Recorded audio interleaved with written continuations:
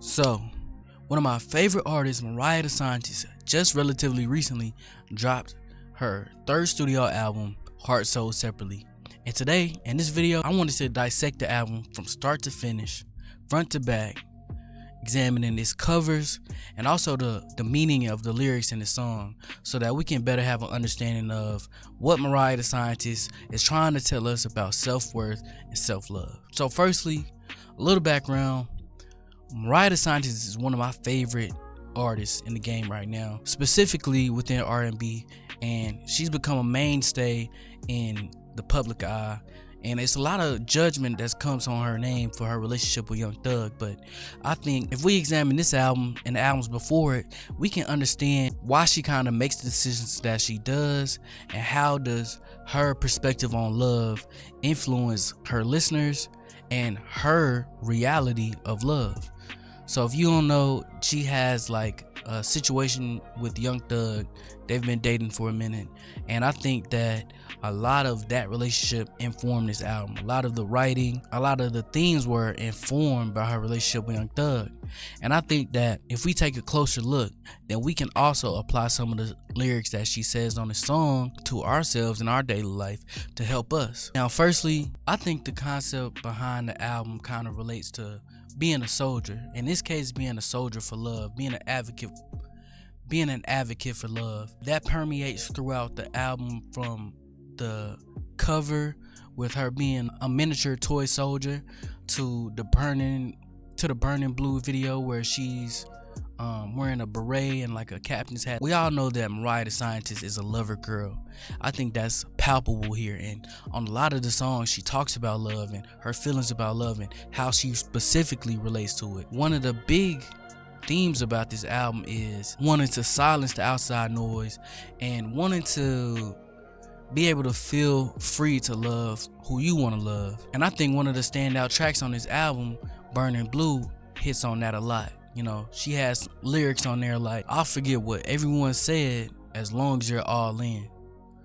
And I think that's really indicative of her and her relationship, and how the public can play a role in trying to tear people apart almost. Here she expresses that she doesn't care about all that. She doesn't care what other people say, what other people think. She's willing to sacrifice it all, which is also the title of the first track on the album, Sacrifice. She's willing to sacrifice her public image, everything that comes with it, in order to be loved and be in this romantic relationship. She also doubles down on that with the fourth track on the album, and the second single, Is It a Crime, featuring Kali Uchis.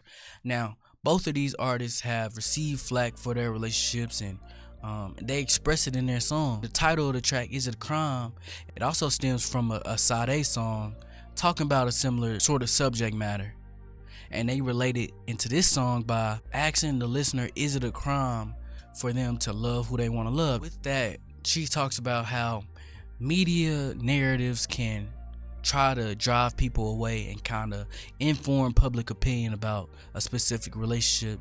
And she says specifically on the track, I hate the way that they paint us. And by they, she's probably referring to all these various blogs and outlets and stuff like that that have opinions on her relationship. On one hand, it is admirable that she's willing to defend and be adamant about her love and not letting outside opinion influence her and her decisions. But at the same time, we have to recognize how draining toxic relationships can be. Having to constantly be on the defense, and also within the relationship itself, constantly having to struggle and fight for the maintenance of this relationship. As somebody who's been there, I can tell you for sure, at times we definitely have to make that decision to choose ourselves, to choose self-worth.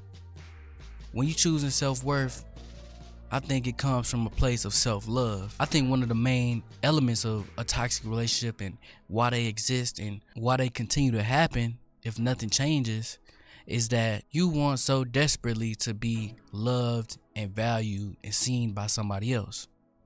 You want this other person to understand you and to get where you're coming from and to feel heard. But ultimately, sometimes we gotta choose ourselves. That's definitely a difficult decision when you want so desperately for somebody else to love you and, feel those needs. But ultimately, You can't depend on somebody else to fill those voids that you have internally. That other person can't fill that void, you know. That's where the self-love comes in and the self-respect. Because if you're getting into a toxic relationship and you're seeing all these patterns, I feel like you're looking for this other person to fill a void that you have to fill yourself. You have to fill with self-love and self-discovery and find out why these things keep happening, why these same cycles keep repeating. And that might be for a variety of reasons. You might even have to take a period of solitude and be alone to do a little bit of self-reflection on why is it that I keep choosing toxic relationships. What is it about me? What is it about my past?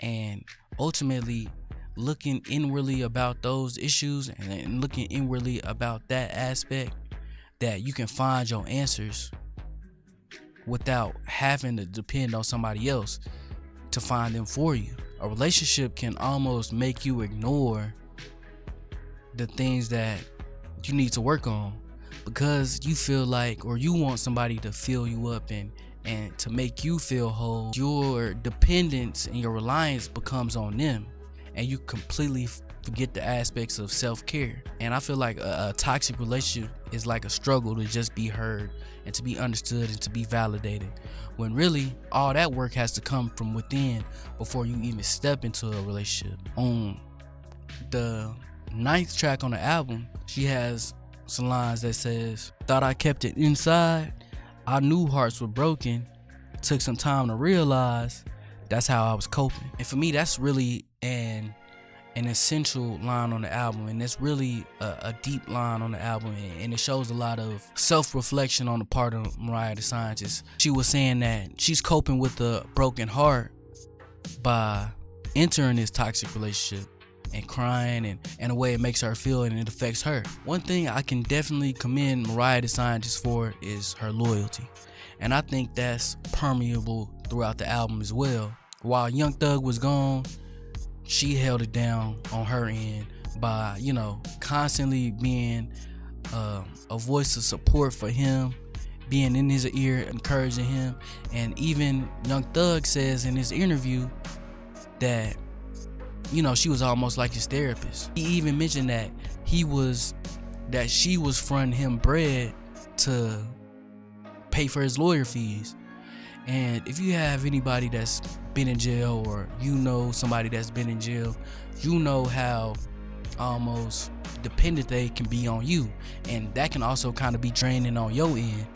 So for her to say, or for him to say, come out to admit that she was his therapist and he came to her when he didn't have anybody to talk to. On one end, yeah, she could have just been on the phone all day and this, that, and the third, but by supporting him financially and being there for him physically, showing up to these trial dates and being there for him in court, that shows another aspect of love that she has for him, that, you know, despite what the media says and despite what the publicity says and despite what all the drama blogs say, that's something that's really shows that the love on her end, at least, was really genuine. The concept of the album relates to being a soldier for love, being an advocate for love, and I think that's important for her to push the agenda in 2025, that it's still love out there and that we should continue to spread love, and reminding the listener that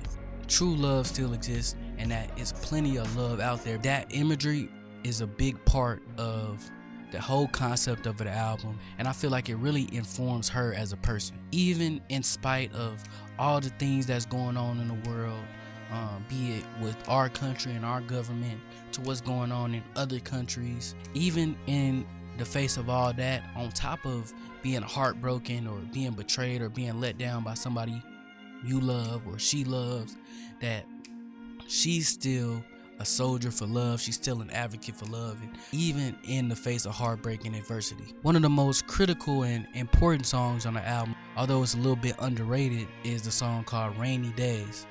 And I think Rainy Days touches on how even when every day is not bright, love can't be like a sitcom or a romance movie where everything is happy, everything is peaceful 24/7, everything is just birds and roses and bees and rainbows and sunshine.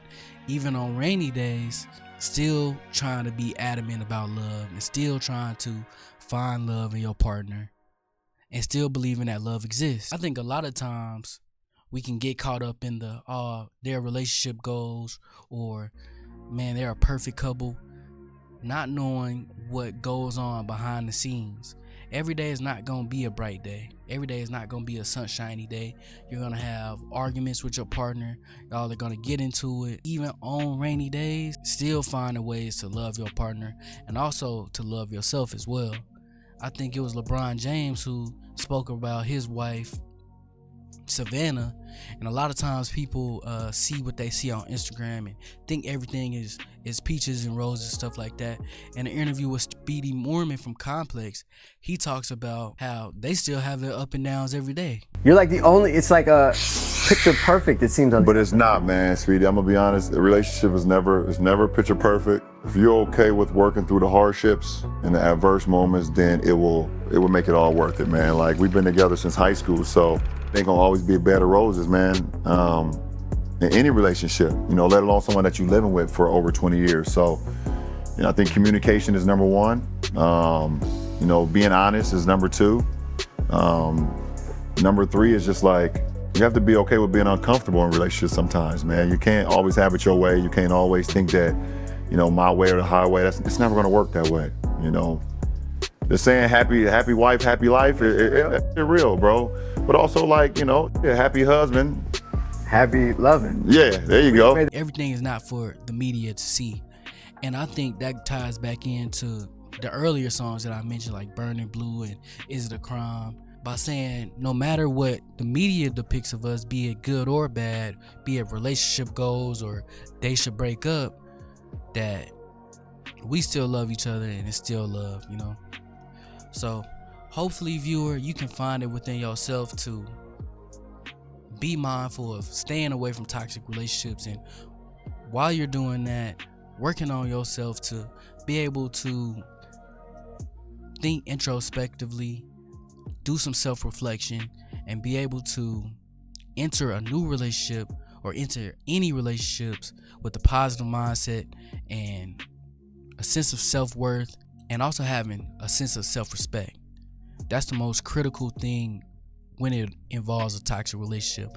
Knowing when to leave, knowing when to let it be, while still caring about the other person. And I think that's something that's important for Mariah the Scientist. You can still love somebody else, but recognize how that person might not be suited for you. Maybe that person isn't growing with you. And at that point, that's when it's time to choose self and have self-worth. So I hope this video brought you some clarity and made you feel any better about your situation. Let me know what you thought about Mariah the Scientist album in the comments. Let me know if this video helped you at all. I really appreciate y'all for watching.